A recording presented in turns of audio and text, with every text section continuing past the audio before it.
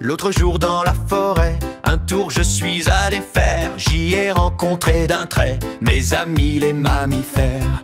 Et tous ils m'ont donné un tas de messages. J'aimerais bien me faire aider à en faire le ménage. La chauve-souris voltige, ses grandes ailes ouvertes, son radar la dirige à la poursuite des insectes. Trouve un peu ridicule d'entendre raconter ces histoires qui circulent sur sa férocité. Le raton laveur manipule les aliments avec ses mains. Devant la moufette on recule si on la croise dans un chemin. Ils exigent tout de suite que le poison qu'on leur met soit retiré au plus vite et banni à tout jamais. Le lièvre aime gambader sur ses raquettes de derrière. Tout de brun pendant l'été, il devient blanc en hiver. Réclame énergiquement que tous ses collets soient enlevés complètement de sa belle forêt.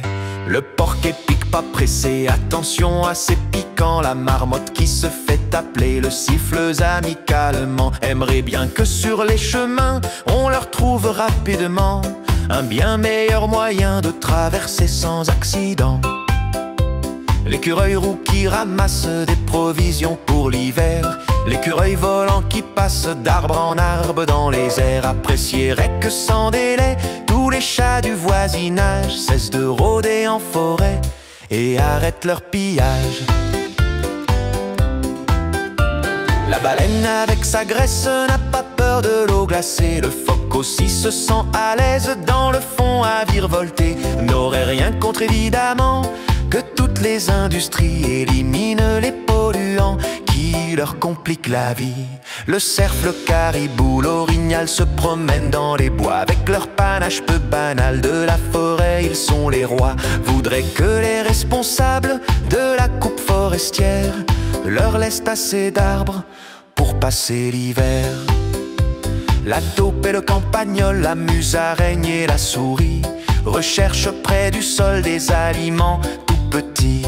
Demandent si possible que tous les arrosages dont ils se sentent la cible ne continuent davantage. Le loup et son puissant regard en compagnie aiment chasser. Le lynx et le renard le font plutôt isolé. Se plaignent tous en chœur des machines bruyantes avec leur sale odeur qui souvent les épouvante. La belette, la martre et le vison avec leur belle fourrure parcourent les environs d'un pas silencieux et sûr. L'instinct vibrant appelle pour ne plus jamais voir tous ces pièges mortels cachés dans leur territoire. L'ours gros poilu qui vagabonde tranquillement, une fois l'hiver venu, s'endort profondément. Serait d'accord qu'au plus tôt on arrête de le viser et qu'on lui vende la peau pour l'étendre près du foyer.